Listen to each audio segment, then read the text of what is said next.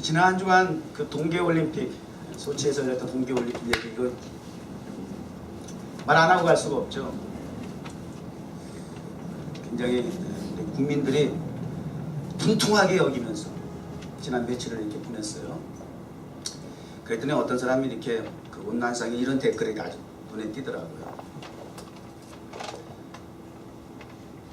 대한민국의 대통합을 청와대에 있는 요자가 하지 아니하고 소치에 있는 작은 요종이 해냈다. 대한민국이 의견과 의사로 논쟁과 분열이 끊어지지 않고 그렇게 지금 어지러운 가운데 있는데, 그러한 분열된 국민의 마음을, 뜻을 우리 김연아가 한데 모으게 했단 말이야. 이런 얘기예요. 요즘 참 대통령 하기 힘들어요. 어린아이들이 그 쓴 글 자체가 그래. 그래서 누가 도대체 썼나 이렇게 보니까 아주 정말 20대 초반 정도밖에 안 되는 젊은 아이 같은데 그런 정도의 글을 쓰더라고요.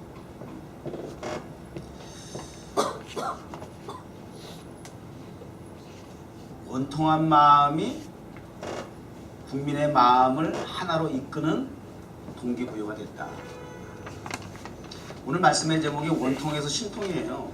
저는 사실 그걸 염두에 두고 본문 말씀 주제를 정하고 그런 건 아니고 이미 다 결정되었던 건데 공교롭게도 비슷하게 적용이 됐어요.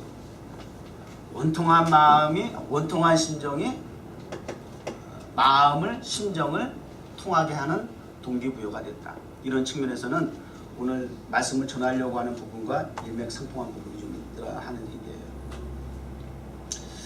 네, 여러분, 그런 세상적인 그런 어지러운 마음들 다 내려놓으세요. 또 그리고 그러한 마음들이 결단코 정당하거나 옳다고 할 수 없어요. 세상의 기준이라고 하는 것은 우리 입장에 볼 때의 기준과 또 러시아 쪽에서 볼 때의 기준과 또 제3자가 객관적으로 보는 기준은 다 달라요. 민주주의 원리 원칙이라 그래가지고 사람이 많고 숫자가 많으면 그것도 정확하지 않아요.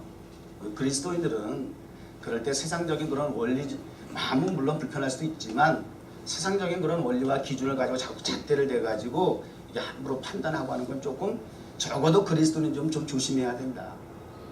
항상 하나님의 말씀에 입각해서 하나님의 뜻에 부합하는 목적을 가지고 우리가 하나님의 시선과 안목을 가지고 상황을 판단하고 성경적으로 복음적으로 분별하는 그런 영적인 지각과 지혜가 필요하다.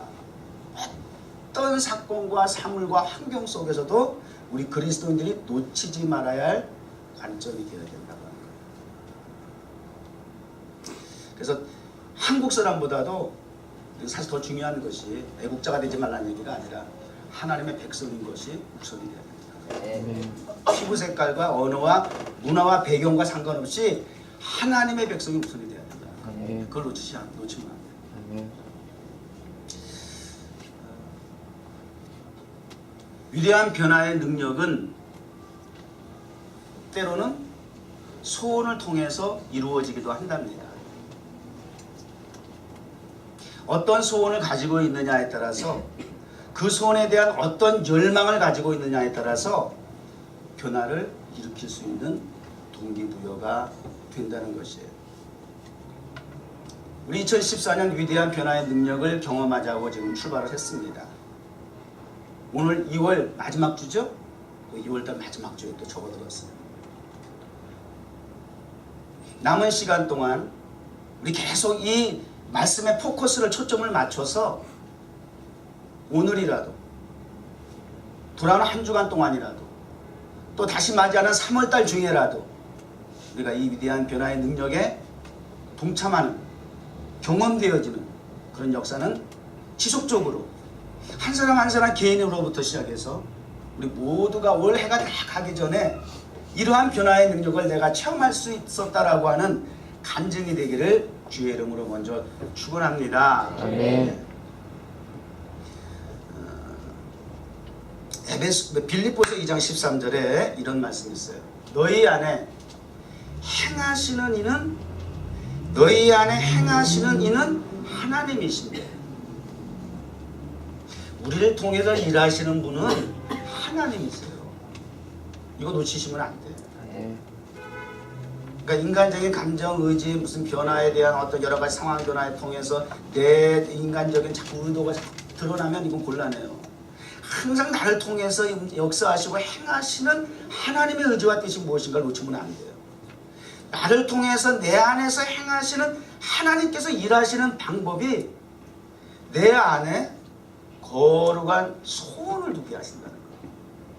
내 안에 거룩한 소원을 두고 그 소원을 통해서 하나님은 하나님의 일을 이루어 나가신다. 이렇게 말씀하세요. 오늘 이 말씀에 상당히 적절한 본문이 되고 또 인물을 소개하려고 하는 것이에요. 사무엘상 1장을 시작하면서 한 가정이 소개됩니다. 에브라임 지파에 속한 엘가나라고 하는 한 가장이 소개가 됩니다. 이 엘가나라고 하는 남자에게는 한나라고 하는 본부인과 그리고 분인나라고 하는 첩이 있었어요. 세칸이 있었어요. 한 남자가 두 아내를 거느리고 있었습니다. 성경적이 아닙니다. 하나님의 백성들도 하나님의 정확한 기준과 하나님의 말씀을 떠나면, 하나님의 뜻에 대한 분별력이 없어지면 하나님의 백성들도 세상 사람들과 다를 바 없이 그러한 윤리 도덕도 무너질 수 있는 위험성이 항상 있다라고 하는 것. 결국 이러한 부분들이 가정에 사단을 일으킵니다. 문제를 제기하게 됩니다. 오히려 그 문제가 제기되는 것은 오히려 하나님의 자녀이기 때문에, 하나님의 백성이기 때문에 올바른 길로 가지 않을 때에 문제 제기되는 것은 오히려 그 사람에게 희망의 소식입니다. 오히려 그것은 그 사람으로 하여금 가능성을 볼 수 있는 새로운 기회가 되고 도전을 줄 수 있는 축복의 찬스라고 하는 것이에요. 잘못됐는데도 문제가 없다. 그것은 하나님이 오히려 세상 사람들에 대해서는 관심이 없으시다 그랬어요. 그냥 어떻게 살든지 무관심, 이 자체가 저주다 그 말이에요.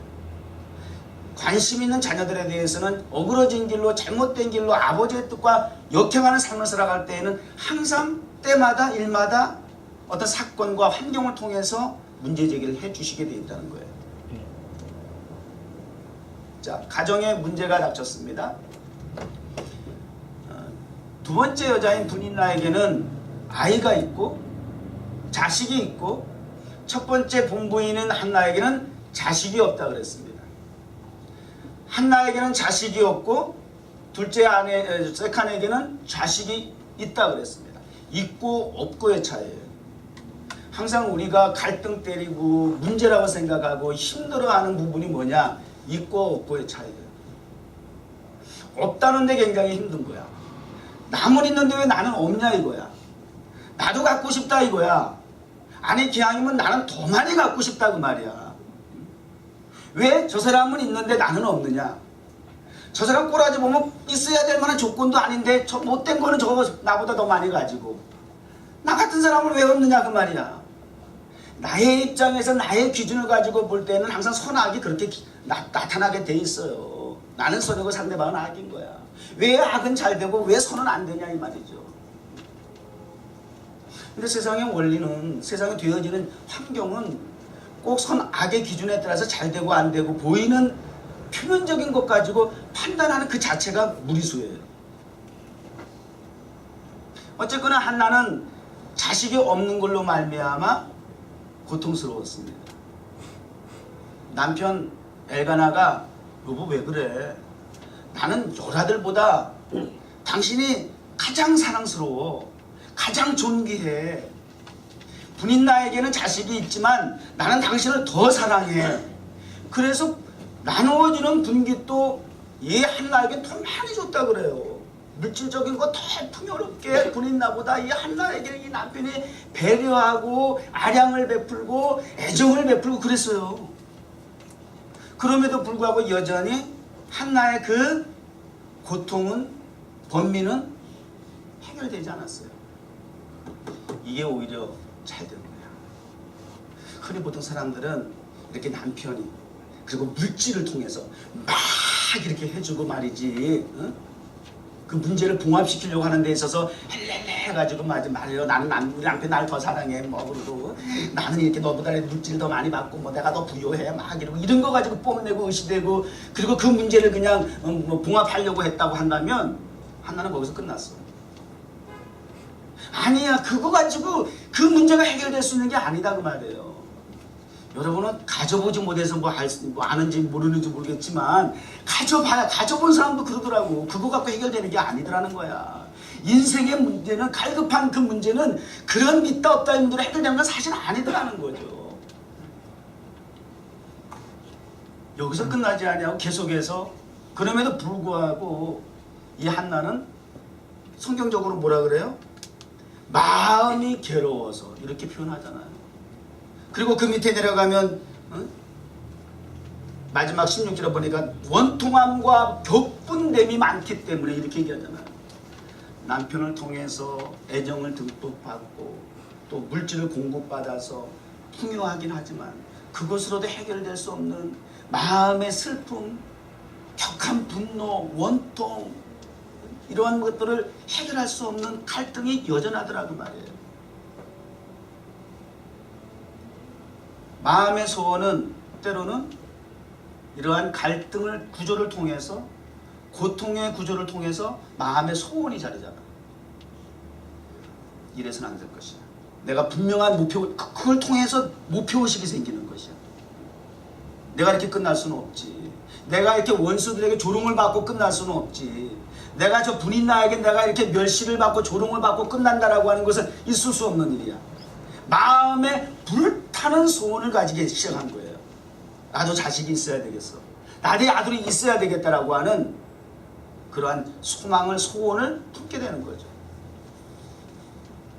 그런데 보통 우리가 알기에는 그 아들의 표면적인 아들의 문제면 다 해결될 것 같다고 생각되어지지만 조금 더 우리가 깊이 있게 들여다보면 아들이라고 하는 있다 없다의 그 부분도 하나의 이 한나를 통해서 마음의 그 깊은 상처와 갈등과 고민과 고통을 주는 원인이기도 하지만 더 깊이 들어가 보면 있다 없다라고 하는 차원보다는 그 앞에 보면 말이죠. 이런 말씀이 있어요. 다 본문 1절부터 사실 봐야 되는데 5절에 보면 한나에게는 갑절을 주었지만 이는 그를 엘가나가 사랑한다고 하지만 그러나 여호와께서 그로 성태치 못하게 하심으로, 그러니까 하나님께서 한나에게는 임신하지 못하도록 탈을 막았다는 얘기예요. 그러니까 아들이 있다 없다는 표면적인 것보다는 지금 탈을 막으신 분이 누구다? 하나님인 것이에요. 지금 분인나가 나를 멸시하고 있는 것도 하나의 격분되는 정말 흥분할 만한 그러한 작용이 분명하긴 하지만 이면적으로는 드러난 표면적인 것은 그것이 한나의 마음에 자극이 된 건 맞지만 그 자극이 도리어 하나님을 향해서 마음의 슬픔을 표현할 수 있는 자극자가 됐다는 거예요. 우리 한국도 옛날에는 아이를 생산하지 못하면 칠거지약이라고 그래가지고 알죠? 그 시집에서 쫓겨나는 이유 중에 하나가 돼요. 시골이 관습과 사고, 풍습이 굉장히 우리 한국과 비슷한 점이 많아요. 근데 이때 풍습과 관습에서도 아이를 못 낳는다는 큰 불행인 것이고 여자가. 또 하나 그들은 하나님을 섬기는 선민인 거로 생명을 주관하시는 분은 하나님인 것을 다 알고 있었어요. 그러니까 자녀를 생산하지 못한다는 것은 결과적으로 그들이 섬기는 여호와 하나님께서 태를 막았다. 하나님께서 그에게 자녀를 허락하지 않고 태를 막았다는 것이죠. 태를 막았다는 얘기는 하나님께로부터 관계가 단절된 표시고 하나님께로부터 버림을 받았다라고 하는 그런 의미를 가지고 있습니다. 그러니까 아들이 있다 없다라고 하는 표면적인 걸 통해서 분인나에게 멸시를 받는 것도 고통스러운 일이지만 더 깊이 내려가면 한나라 하여금 마음에 원통함이 있었다라고 하는 것은 그래서 심정을 하나님 앞에 토할 수밖에 없는 동기부여가 됐다라고 하는 것은 하나님의 내태를 막음으로 말미암아 내가 자녀를 생산할 수 없게 되었으므로 사람들로부터 이와 같은 저 사람은 저주받은 사람이야. 저 사람은 하나님과 관계가 단절된 사람이야. 저나 사람은 여러분 생각해봐. 하나님이 나를 사랑하지 않아. 하나님이 나에게 관심이 없으시대. 이런 마음 드실 때 있어요? 어떤 게 슬픈 거, 어떤 게 고통스러운 거예요? 여러분 기도하면서 그런 몸부림 안 쳐봤어요? 어떤 결과적인 것보다도 왜 도대체 하나님 아버지 제게 왜 관심이 없으세요? 왜 저에게 기도를 해도 응답을 안 해주시는 거예요? 막 그리고 그런 어떤 마음의 심정을 가지고 하나님 앞에 때를 써본 적 없어요? 저는 요사이 이렇게 기도하면 이런 마음이 막 생기는 거야. 이런저런 하나님 앞에 기도하면서 목표를 가지고 그 목표 달성을 위해서 막 기도를 하면서 여전히 다담은 없으시고 조요 침묵하시는 것 같고 반응도 없으신 것 같고 끝없는 터널을 지나가는 것 같이 소망이 보이지 않고 빛도 보이지 않는 그러한 어떤 절망감 속에서 계속 이렇게 목표를 하면서 계속 그냥 소망과 비전을 가지고 말씀을 선포하고 하나님의 뜻이라고 이야기하고 그렇게 해야 하는가라고 하는 막 고민이 어떤 때는 들어오는 거예요. 목사가 이 앞에서 말씀드리잖아요. 여러분의 인생의 문제에 해답과 정답을 제시하는 자리라고. 그러면서도 정작 목사는 그 해답과 정답에 대한 말씀을 전달하면서 그 방향을 알면서도 그 답을 찾지 못하고 그 답에 대한 정확한 어떠한 열매를 거두지 못할 때에는 말씀을 전하는 입장에서 전달만 받는 여러분들보다 더 그 이상 극심한 갈등이 오는 거예요. 마음에 부담감이 자꾸 생기는 거예요. 이렇게 말씀을 전하는 자가 정답을 제시하는 자가 그 정답이 이것입니다라고 보여주지 못하면서 내 자신이 간증이 되고 이것이라고 한 말씀에 대해서 분명한 인식과 의식을 보여주지 못하고 심어주지 못하는데 계속해서 이렇게 말씀을 이것이 정답이라고 말이죠. 이렇게 강력하게 주장할 수 있느냐 말이에요. 하나님 말씀에 강단의 권위가 이렇게 되면 상실되지 않습니까? 말씀을 전하는 자의 입장에서 하나님 이거 너무나 무기력해 보이는 이러한 현실이 나로 하여금 자괴감을 가지고 도대체 그렇다면 하나님 아버지 제가 강단에서 계속 말씀을 전해야만 하는 것입니까? 막 이런 부분에 대해서 힘든 거예요.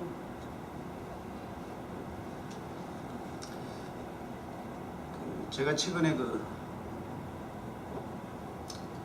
저희 가정에 지하교회 가져갔다고 말씀드렸잖아요.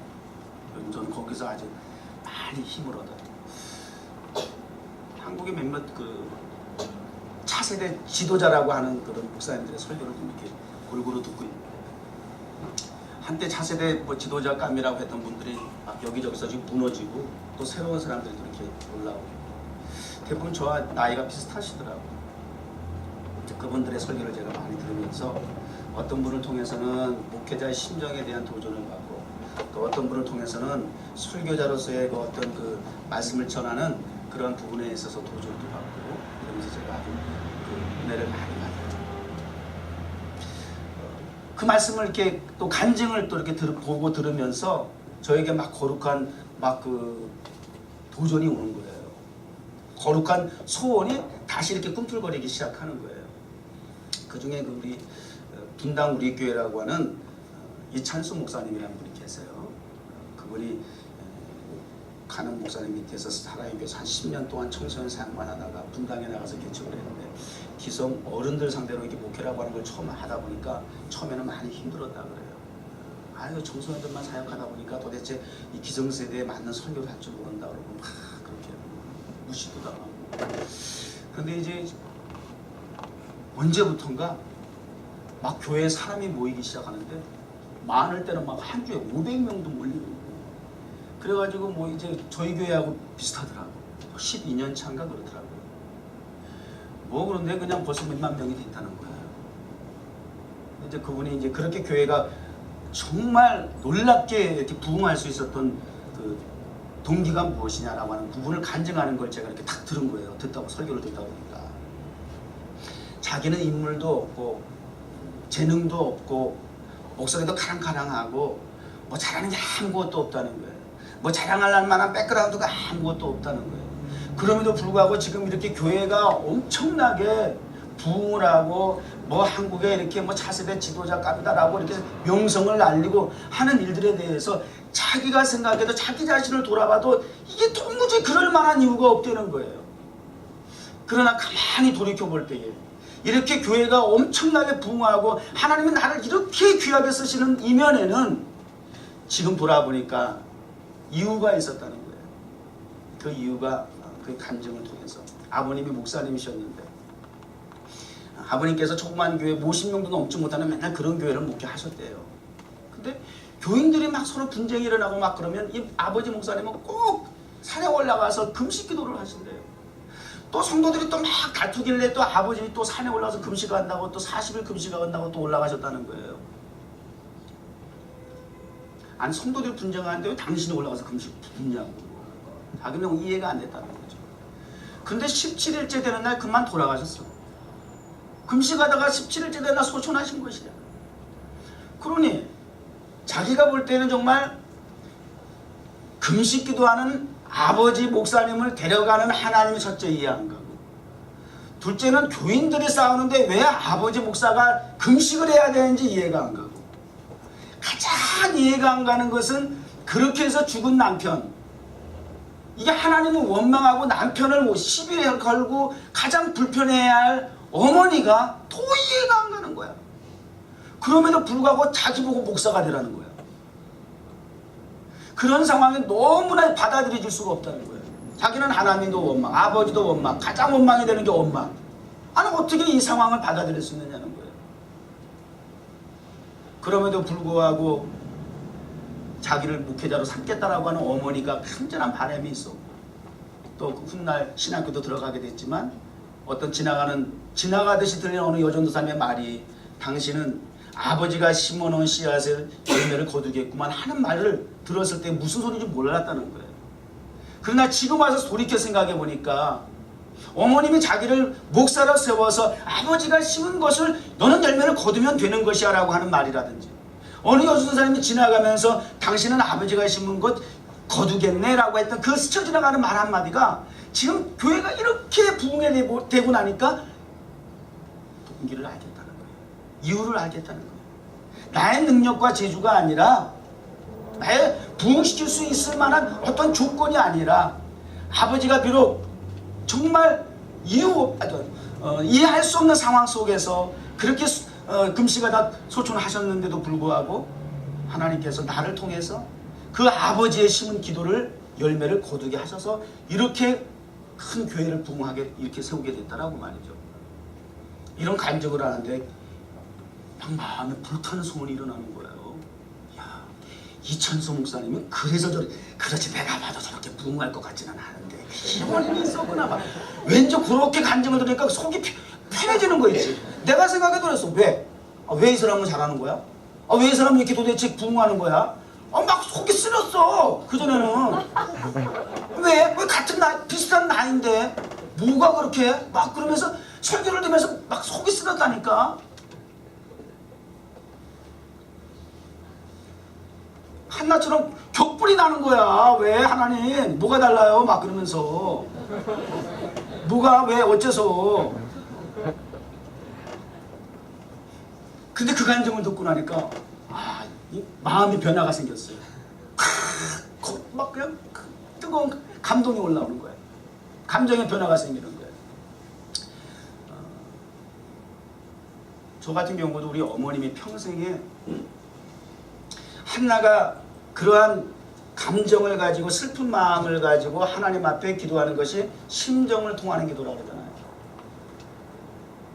깊은 슬픔을 가지고 있던 그 여인의 마음에서 끌어올라오는 그 감정을 고스란히 담아서 하나님 앞에 전달하는 거예요.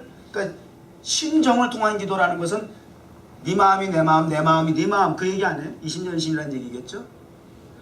언어로 소통이 될 수도 있지만, 눈으로도 소통이 될 수도 있지만, 마음으로 소통하는 것이 진짜야. 눈으로 소통했다 걸려 들어가지고 제비족한테 걸려 들어가지고 망한 사람도 있고, 달콤한 말로 소통했다가 사기꾼한테 걸리는 경우도 있고, 꽃제비한테 걸리고 사기꾼한테 걸리고. 그거 가지고 믿을 수 없어.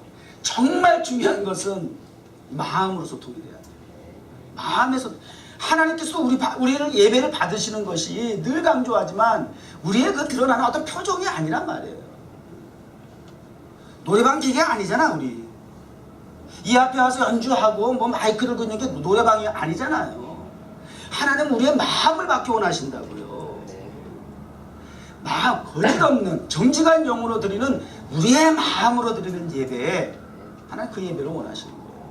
우리가 하나님 앞에 기도하는 거 다양한 방법이 있어요. 큰 소리도 할 수도 있고 묵상으로도 할 수 있고 뭐 방언으로도 할 수 있고 뭐 기도할 수 있는 다양한 방법은 있어요. 교회에서도 할 수 있고 골방에서도 할 수 있고 우리 뉴욕 정오교회처럼 타임스퀘어 광장에서도 하고 극장 앞에서도 하고 하드락 카페에서도 하고 기도하는 데서 장소에 구애도 없더라고. 해보니까 경험해보니까 언제든지 기도가 가능하더라고. 아멘. 말씀 선포가 가능하더라고. 아멘. 변명할 수 없게 됐어요. 우리는 그런 경험을 해보니까 다양한 방법이 있지만 어떤 장소에서 오히려 이 밖에 야외에서는 막 그냥 시끄러우니까 막 큰 소리로 기도하고 찬송해도 지장이 없는데 이 하드락 카페 같은데 이 안에 실내에 들어가면 더 조심스럽잖아. 사람들이 실내에 있으니까 거기서 막 밖에서 하듯이 막 크게 이럴 수는 없잖아요. 그런데 그러한 속에서 기도할 때 소리내서 기도할 수는 없지만 오히려 소리낼 수 없기 때문에 마음에 더 그 감정이 막 달아오르는 거 아세요? 이 말 못하면 이 속 터지는 게 마음이잖아. 우리 미국 사람들하고 대화하다가도 막 싸울 때 잘 싸워야 되는데 하고 싶은 걸 다 해야 되는데 이게 말이 안 나오면 속만 부르고 이게 막 끓잖아. 노동하잖아 이게. 이거 막 끓잖아. 이거 말은 안 되고 표현은 안 되고. 하나님 앞에 기도를 막 하고 싶은데 그 실내에서 타인들에게 무례함을 하지 않기 위해서 그 소리 죽여가면서 기도해야 하는 그 기도가 이게 어떨 땐 더 진하다니까. 아멘. 더 간절하다니까. 소리 못 내고 기도하는 게. 이 막 마음에서 막 그냥 사무친 기도가 더 오히려 말을 하지 표현하지 못하지만 그러한 마음으로 하나님 앞에 기도하게 되더라니까요. 아니 이거 좀 경험을 해봐야 뭐 얘기가 통하지. 뭔 소린가 좀 그러고만 앉아있잖아. 마음을 통하는 거예요. 심령을 통하는 기도. 저는 우리 어머니 평생에 기도하시는 모습을 어렸을 때부터 우리 어머니 기도하는 모습을 그냥 자다가도 뭐에서 무슨 소리 나면 이렇게 눈 뜨고 우리 어머니께서 한쪽 방 구석에서 그냥 막 기도. 저는 어렸을 때 그냥 꿈결 속에서도 그냥 듣는 게 어머니 기도였어요. 근데 특징이 있어 우리 어머니 기도가. 도대체 알아들을 수 없는 기도를 하시고. 물론 방언도 하실 때 있지만 방언도 아니야 제가 볼 때는. 알고 보니까 한나와 같이 가슴으로 마음으로 통하는 거예요. 도대체 알아들을 수 없는 거의 뭐 눈물 울음소리 그냥 저는 오직 하면 우리 어머니 왜 이렇게 한이 많으신가 그랬어. 어렸을 때 왜 이렇게 마음에 슬픔이 많은가, 왜 이렇게 맨날 기도하실 때마다 이렇게 우실까. 거의 기도라기보다는 막 그냥 이러면서 우시면서 그냥 뭔가를 계속 이렇게 우르르 하시는데 입 밖으로 크게 나오지는 않고 한밤중에 뭐 다 자는데 뭐 크게 기도할 수 없잖아요. 뭐 지금 제가 사는 집같이 지하가 따로 있는 집이 아니라 방 한 칸에 막 7남매가 같이 막 살고 이런 분위기에서 그런 성장을 하고 말이죠. 가난한 목회자의 가정이 그 분위기 알잖아요. 어디 따로 뭐 기도방이 있겠어요. 또 방에 안 계셔서 또 보면은 또 어디서 막 기도 소리 들려 가보면 바로 옆에 그 예배당에 또 그 추운 겨울날 마룻바닥에 한쪽에 앉으셔서 또 기도하시고. 제가 이렇게 창밖에서 이렇게 들었어요. 이렇게 어떨 때는 우리 어머니 도대체 한밤중에 왜 또 주무시고 왜 또 여기서 기도하시고 그러고 밖에 나가서 이렇게 들었어요. 이렇게 그럼 막 여기 안에서 기도하고 그때도 막 그냥 아무도 없는데도 막 이렇게 정확하게 뭘 기도하는 게 아니라 계속 뭐 흐느끼면서 막 하시는 기도. 이 한나의 기도였던 거야.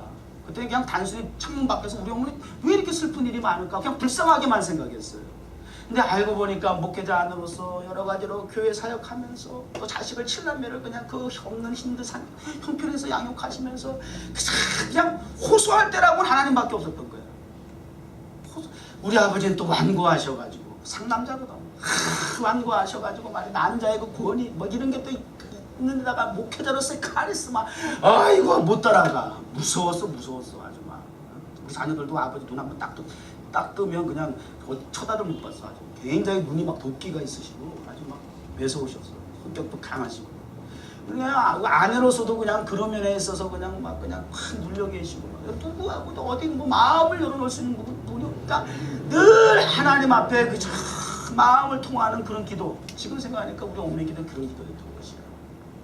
그런 기도였는데 우리 어머니가 저를 데리고 그냥 기도원 원장님이라든지 윤동관 부흥 강사가 있으면 다 한 소리 기도받게 하시고 막 그러면서 세계복음을 전할 아이라고 말이죠. 어느 기도원 원장님이 그렇게 기도해 주시는 거야. 세계복음을 전할 아이라고 말이야. 아, 그렇게 기도해 주시고 어린 마음이 미쳤나 봐. 내가 무슨 비행기 내가 타는 게 정말 꿈이다, 꿈이야. 비행기 그때는 정말 고위층 사람들만 타는 거였어. 비행기 감히 뭐 공항 근처도 못 가봤어. 우리 가문 중에 비행기 첫 번째 타고 이민 간 게 나야 글쎄. 칠남매 막내지만. 그래가지고 내가 호주 이민 나 갈 때 말이죠. 전 친인척이 다 모여가지고 한 80명이 나왔어. 그래가지고 그때 공항에 나오는 게 그게 그렇게 대단한 거였어. 비행기 타는 게. 내가 우리 가문의 이민 역사의 출발점이야. 칠남매 막내지만 전 친인척을 다 앞에서 물꼬를 튼 거야. 역사의 물줄기를. 이민 역사에. 그래 다 나왔다니. 다시 안 볼 것처럼 막 뭐 이산가족 상봉하듯이 말이야. 눈물 통통 눈 통통. 그때 사진 보고 얼마나 촌스러운지 말이야. 왜 이랬지? 막 이러면서. 그렇게 어렸을 때 비행기라고 하는 상상도 왔어. 전 세계 복음을 전하는 아이라고 말이죠. 막 이러질 않나 말이야. 우리 어머니도 그렇게 기도했다고 그러잖아. 근데 세상이 시은이 돼가지고 나의 시은이 돼가지고 타임스퀘어 광장에서 전 세계 열방을 향해서 복음을 전할 줄 누가 알았겠어요? 소원이 이루어졌네. 소원이 이루어졌어. 나도 모르게 소원이 이루어졌어요. 그러려고 의도를 가지고 그런 생각을 가지고 계획한 일이 아닌데 소원이 이루어졌어요. 전 세계 열방을 향해서 복음을 전한다라고 하는 그 소원이 이루어졌어. 우리 어머니 평생에 너를 위해서 그렇게 기도했다는 거야. 어린 저에게 하시는 말씀. 그 소원이 세상에 40년이 지나서 오늘날 이루어졌어. 그 어머니 그러한 기도는 그렇게 해서 이루어졌고, 아휴, 두 번째 타임스퀘어 극장 성경 봉헌해야 되는데 이거는 어떻게 이루어질 것인가. 이게 이제 문제는 참 고민이었어. 그런데 우리 이찬수 목사님 간증을 들어보니까 자, 이것도 가능하겠다. 우리 아버지 가난한 목사님이 교회 목사님이지만 남들이 안 가는 저 도소벽지 시골에 가가지고 섬에 가가지고 가는 데마다 성전을 건축하셔가지고 말이죠. 한 4개 세우셨나? 울릉도까지? 저 전라남도 시안군에 가서 한 3개 세우고 울릉도까지 가서 평생의 목사가 성전 건축 한 번 하는 게 소원이야. 그리고 그 한 번도 못하고 가시는 목사님들이 대부분이셔. 성전 건축을 하는 것이 그렇게 쉽지가 않아. 상당히 쉽지 않은 일이에요. 많은 목사님들이 원하지만 안 되는 것이 성전 건축이에요. 그런데 비록 도시는 아니지만 도시가 뭐 중요한 것이 오히려 이 섬의 성전 건축 집 하나 세우는 것도 너무 힘든 조건과 여건인 거 아시잖아. 물자가 들어가는 것도 없고 인건도 필요. 근데 그 도서벽지에 가지고 섬 없는 곳에 가서 교회 없는 곳에 가 예배당 없는 곳에 가서 그 섬에 가면 그 지방에 가면 그냥 우상이 또 얼마나 많은지 알아요? 우상 또 어불들 뭐 이런 농촌에 가보세요. 막 우상 천지예요. 그런데 교회 없는 데 가서 가는 데마다 성전을 다 세우셨다니까요. 이것 봐라. 아, 그럼 이 타임스퀘어 광장에서 이특이어 극장식 성전 세우는 것도 이게 가능하겠다. 내 능력이 아니라 내가 하나님 앞에 이렇게 하려고 하는 어떤 목적의식을 목표를 가지고 있으니까 하나님 꼭 이렇게 이루어 주셔야라고 하는 내 인위적인 어떠한 마음의 어떠한 내 욕심을 가지고 채우려고 하는 목표의 성공이라고 하는 그런 목표의식을 가지고 있는 어떠한 소원이 아닌 이상 이미 하나님께서 어머니를 통해서 세계복음을 증거할 수 있는 소원을 주셨고 아버지를 통해서 가는 곳마다 이렇게 성전을 세우사 또 성전 세우고 나면 우리 아버지 또 얼마나 또 훌륭하시냐 멋지시냐. 그 다음날 보따리 쌓고 나오죠. 보따리 쌓고 나오죠. 성전 하나 세우면 평생의 영원히 이루어졌는데 거기서 영원히 뼈를 묻어야지. 요즘 흔한 말로 원로 목사도 님도 하시고 그러면서 거기서 그냥 안전하게 남은 생을 보내시면 되지. 우리 아버지도 연세가 61갑이 넘어서 그 목회를 하신 거예요. 이 젊을 때 해도 평생에 성전 하나 못 세우는데 60 넘어 한갑이 넘으셔서 그렇게 섬에 가셨는데도 그렇게 하나님께서 마지막 남은 생에 10여 년 동안 그렇게 교회 성전을 세우게 하셨다는 거죠. 그렇다면 하나님께서 심은 대로 거둔다고 했으니 이찬수 목사님 아버지가 심은 거 이찬수 목사가 거둔 것처럼 우리 주효신 목사 아버지 주승곤 목사님이 성전을 세워서 심은 것 아들 주효신 목사가 타임스퀘어 극장을 통해서 거둘 줄 믿습니다. 아, 이렇게 거룩한 소원이 탁 와서 부딪히니까 그전엔 내가 막 은혜를 받으면서도 미워했어. 이찬수 목사 지금 무섭게 잘 가르쳐. 내가 아무리 봐도 뭐 특별한 것도 없는 것 같은데.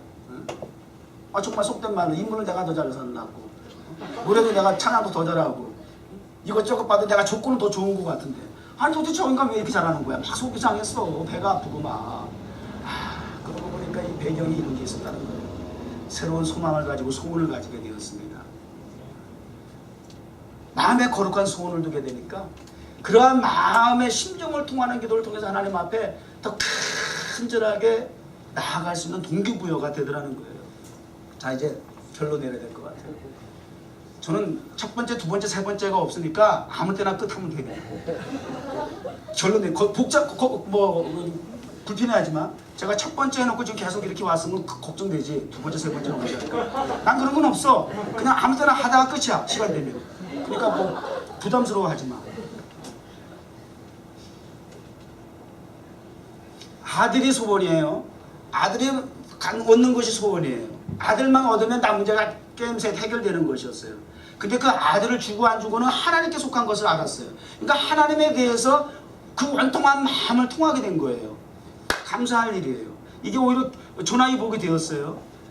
그래서 기도하는데 하나님 저에게 아들을 주시면 이 아들을 하나님 앞에 드리겠습니다. 머리에 삭도를 내지 않겠습니다. 이렇게 기도하는 거예요. 근데 여기서 또 의문이 생기잖아요. 아들이 필요하다고 해서 아들을 달라고 해놓고 또 아들을 하나님 바친다는 건 뭐야? 아들이 필요해서 달라고 그랬다가 주시면 아들을 하나님에 바친다고 그랬다가 그럼 뭐 아무 의미가 없는 거 아니야? 왜 도대체 나를 버거질 피는 거야? 그냥 안 하면 돼. 없으면 되지. 어차피 하나님 드릴 거. 내 거 아닌데. 여러분 마음을 심정을 통하다 보니까 깨달아지는 게 있어. 하나는 내게 아들이 필요하다는 데 포커스가 맞췄는데 하나님과 심정을 하나님과 통했다는 얘기는 내 마음만 전달했다는 게 아니고 하나님의 마음도 읽었다는 얘기겠죠. 심정이 통했다는 얘기는 하나님의 마음을 읽으니까 하나님의 마음을 알게 되니까 내 마음과 하나님의 마음이 통하게 되니까 나는 내게 아들이 필요하다는 것만 가지고 하나님 앞에 난리 버거질 폈는데 하나님의 마음도 아들이 필요하다는 걸 안 거야. 하나님도 아들이 필요하다는 걸 알았던 거예요. 나만 아들이 필요한 게 아니라 하나님의 심정도 아들이 필요하다는 거야. 왜냐하면 사무엘에서 들어오기 전에 마지막 사사다 첫 번째 선지자라고 할 수 있는 엘리야 시대가 되기 전에 마지막 사사기 마지막 절을 보게 되면 사람들이 왕이 없으므로 각각 자기 소견대로 행하더라 이렇게 하고 사사기 끝나. 그러니까 사람들이 자기 그냥 감정대로 느끼는 대로 보는 대로 그냥 감각대로 동물처럼 사는 시대라는 얘기예요. 왕이 없었다. 그냥 인간적으로 문자적으로 왕이라는 얘기는 이스라엘 백성들에게는 여호와 하나님이 왕이에요. 하나님의 통치가 하나님의 지배가 없다 보니까 인간들이 다 말초 신경이 이끄는 대로 자기 육체의 소용에 따라 그렇게 살던 시대라고 말이에요. 그러니까 사무엘 3장에 보니까 사무엘 때에 하나님의 이상이 희귀하여 이런 표현도 나와요. 그러니까 하나님과 소통할 수 있는 사람이 하나도 없었어. 그 시대적인 배경이 하나님과 마음을 통할 수 있는 사람이 하나도 없었다고. 엘리 제사장도 있었고 흠리와 비느하스가 있었다고 1장 그 이하에 말씀하지만 제사장이 있고 선지자가 있었어도 하나님과 마음을 통하는 수준의 선지자가 제사장들이 아니었어. 예배드리면 흠리와 비느하스 같은 제사장은 예배에서 드려지는 제물 가운데 먼저 좋은 거 지가 다 골라 쳐먹고 앉았고 예배를 통해서 자기 이익만 구하는 그런 수준의 제사장이었어. 그러니 하나님과 무슨 마음이 통하는 소통이 있었겠어. 그러니까 하나님 입장에서도 하나님과 소통이 필요한 자녀가 필요했던 거야. 주의종이 필요했던 거야. 하나는 자기가 아들이 필요했다고 하나님 앞에 막 심정을 토했는데 하나님 심정을 통하다 보니까 하나님 나도 아들 필요했던 거야. 그러니까 비로소 내게 아들을 주시면 하나님 이 아들 하나님 종으로 삼으세요 이렇게 된 거야. 마음이 통한 건 이런 거예요. 내 생각만 전달하는 게 마음이 통했다는 건 아니지. 상대방의 마음을 읽을 줄 알아야지. 그게 마음이 정말 통한 거죠. 그래서 하나님께 그러한 기도를 드릴 수 있었던 거예요. 무능한 엘리의 종이었지만 그 기도를 듣고 나서 처음에는 뭐 술 끊어 대낮부터 술 먹냐 막 그러지만 나중에 이런 마음의 기도를 듣고 나서 내 기도의 원대로 될지어다 이렇게 축복해주고 그 말씀을 믿고 참 무능력한 주의 종이지만 그럼에도 불구하고 이 한나 이 성도는 얼마나 정말 주의 종에 대한 여러분 그렇게 목사가 취급해버리면 당장 시험서 교회 떠날걸? 아니 기도하는데 목사가 와가지고 너 왜 이렇게 헛소리에 막 이러고 말이야. 기도하려면 똑바로 하고 말이야. 너 저 주정 나 대낮에 와가지고 술 먹고 주정하냐 막 이러고 말이지. 헛소리하고 그러냐 말이야. 어떤 목사님은 그러더라니까 글쎄요. 방언하니까 나도 방언을 이러더라니까 막. 그래서 결국 교회는 다 떠났어. 그런 목사님도 계셔. 그 이제 엘리만 그런 게 아니야. 신령한 하나님의 마음과 소통이 되지 않는 인간적인 모습으로 막 목표를 하면 함부로 막 그렇게 막 강단에서 함부로 한다니까. 교인이 와서 방언기도 한다고 방언기도를 못하게 하는 거야. 그 목사님은 여기서 방언하지 말라는 거야. 방언 왜 하느냐는 거야. 나도 방언할 수 있어. 이러더라고 막. 그러니까 얼마나 충격을 받고 상처를 받아. 나도 그때 굉장히 충격받았지. 어떻게 목사님 저렇게 강단에서 올 수 있어. 결국 몇 년 못해서 그 교회 다 떠나더라고. 문 닫더라고. 함부로 그렇게 지금 엘리가 그런 헛소리 하는 거다 그 말이에요. 그럼에도 불구하고 이 한나 성도는 목사님 말씀대로 될 줄 믿습니다고 그 다음부터는 근심이 없어졌다니까. 믿음을 통해서 하나님 앞에 가불감사를 하기 시작했다니까. 주실 줄 믿습니다 이렇게 된 거예요. 이루어지실 줄 믿습니다. 나를 기억해 주시고 나를 생각해 주시고 나를 돌보실 줄 믿습니다. 기도한 대로. 그때는 하나님께서 그 이후에 보니까 하나님께서 그를 생각하사 이런 말씀이 그러고 나서 이제 엘가나를 통해서 사무엘을 얻게 된 과정을 또 소개하고 있어요. 왜? 하나님과 마음이 통하니까. 나의 필요에 의해서 구하는 목표를 가지고 기도하는 소원이 아니고 하나님의 필요와 함께 더불어서 부합한 그러한 목적을 가지고 기도하니까 하나님이 이루어 주시는 거예요. 아멘. 우리가 가지고 있는 마음의 소원과 목표 이루어지는 것이 하나님의 마음과 통하는 그런 소원이고 목표인가, 이러한 부분에 대해서 좀 잘 생각해 보시기 바랍니다. 아멘. 우리 뉴욕 종교 목회자인 저 입장에서부터 다시 다시 점검하기 시작했어요. 하나님, 내가 인간적으로 세운 목표가 아닐까요? 내가 인간적으로 어떤 목표의 성공을 향해서 내가 남에게 보이려고 하는 가시적인 그러한 부흥과 목표를 가지고 내가 불순한 동기를 가지고 감추인 나의 육체의 욕심을 가지고 내가 목표를 세운 건 아닌가요? 하나님 아버지 점검하기를 원합니다. 지금이라도 하나님의 뜻이 아니면 내려놓겠습니다. 저 단호하게 포기하겠습니다. 좀 다시 시작하기 시작했어요.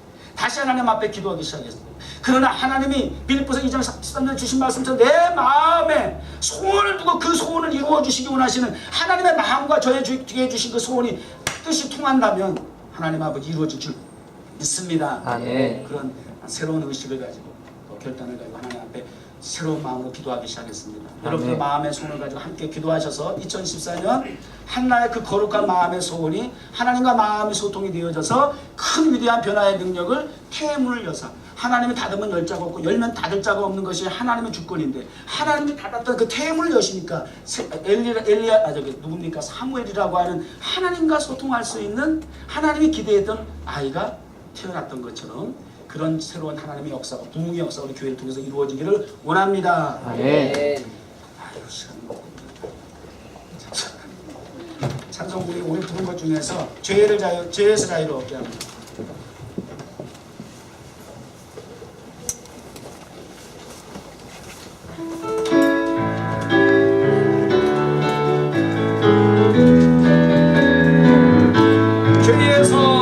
죄에서 자유롭게 하는 보혈의 능력, 주의 보혈,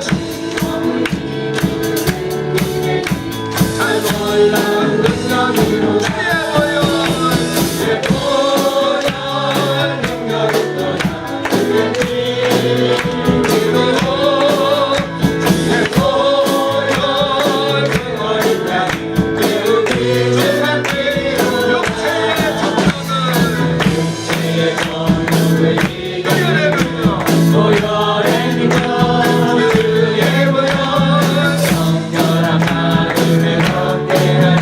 조상